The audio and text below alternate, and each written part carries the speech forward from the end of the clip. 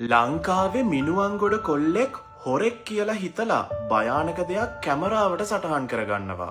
විශ්ව කියන මේ යූසර් අපිට මේ වීඩියෝ එක එවන්නේ WhatsApp එකටයි. බැලූ බැල්මට මේ වීඩියෝ එක සාමාන්‍ය වීඩියෝ එකක්. හැබැයි එක තප්පරයකින් මේ සම්පූර්ණ වීඩියෝ එකම භයානක වීඩියෝ එකක් වෙනවා. 2025 ජනවාරි 12 ගෙදර තනියෙන් ඉද්දි විශ්වට මේ සිද්ධිය වුණා. මේ තියෙන්නේ එයා අපිට ඒ සිද්ධිය පැහැදිලි කරපු විදිහයි. අයියෝ සිද්ධිය වුණේ මේ ජනවාරි 12 ඉතින් මම ගෙදර තනියෙන් හිටියේ. අපේ උඩහ ගයක් තියෙන හතර ගමන් දොරක් තියෙන හේතු කරලා මේ ඉස්ස දොර මුල ළඟ ඒ දොර මේ හයින් වැටෙන සද්දයක් ඇහුණා. ඒක වැටෙන්න බෑකට මේ ඩිස්සක් එහෙම තියලා තියෙන මේ පිටුවස්සේ වැටෙන්න බැරි වෙන්නේ. ඒක හයින් වැටෙන සද්ද කාර තමයි මං ආවේ.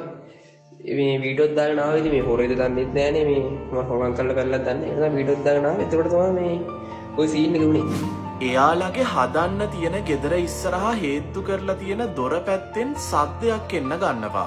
මේක බලන්න එයාගේ ෆෝන් එකේ කැමරා එක ඔන් කරගන්නේ එයාගෙම සේෆ්ටි එකටයි. හැබැයි මෙතනදී එයා නොහිතපු දෙයක් මේක රෙකෝඩ් වෙලා තියෙනවා. මීට කලිනුත් මේ වගේ අසාමාන්‍ය සිද්ධි මෙයාට වෙන්න පටන් අරන් තියෙනවා. හිතා ගන්න බැරි විදිහට උඩා ගෙදරින් සද්ද බද්ද හෙන්න ගන්නවා. එයා හිතන්නේ මේ දේවල් වලට මොකක් හරි සාමාන්‍ය හේතුවක් ඇති කියලායි. ඒත් මේ හැම දෙයක්ම වෙනස් වෙන්නේ මෙයා මේ වීඩියෝ එක රෙකෝඩ් කරාට පස්සේයි. ඔයත් හොඳ අවධානයෙන් මේ වීඩියෝ එක බලන්න.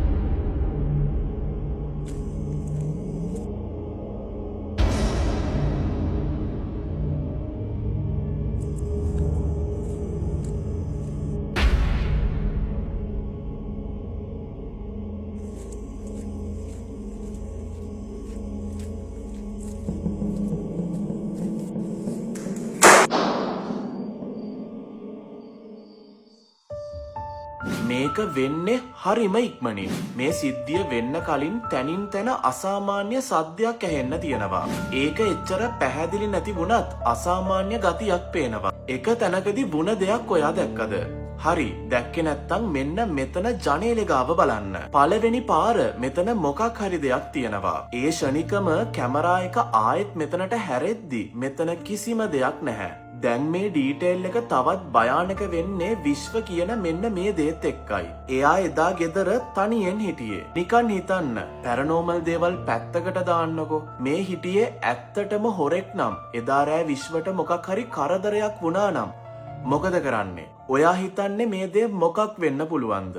අස්වාභාවික සිද්ධියක්ද නැත්නම් ස්වාභාවික සිද්ධියක්ද? ඔයාගේ අදහස යටින් කමෙන්ට් කරගෙන යන්න.